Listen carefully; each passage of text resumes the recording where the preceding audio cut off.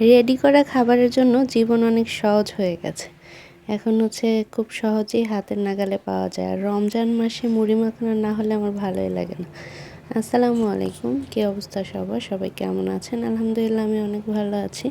তো আজকে ফিরনি মিক্স করতেছিলাম, বাসায় ছিল এটা। তো এটার উপকরণগুলো সব ভেতরেই দেয়া থাকে, শুধু দুধ দিয়ে জাল করলেই হয়। আম্মু অনেকগুলো ছোলা ভিজিয়ে রেখেছে।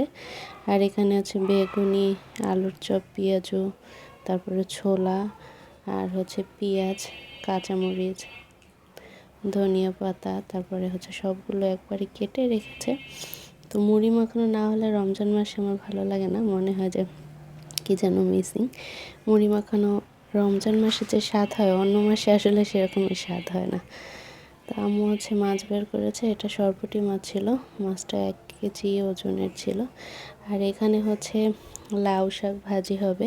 দেখতে পাচ্ছেন বোম্বাই মরিচ দিয়ে লাউ শাক কিন্তু অনেক মজা লাগে। ভেতরে একটু আলু দেওয়া হয়েছে, আলুটা একটু নরম হয়ে আসলে তারপরে দেখতে পাচ্ছেন রসুন পেঁয়াজ দিয়ে ভেজে নিচ্ছি। আর দিয়ে দিচ্ছি লাউ শাকটা। আর মাছটা ভালো করে ভাজি করে নিয়েছি।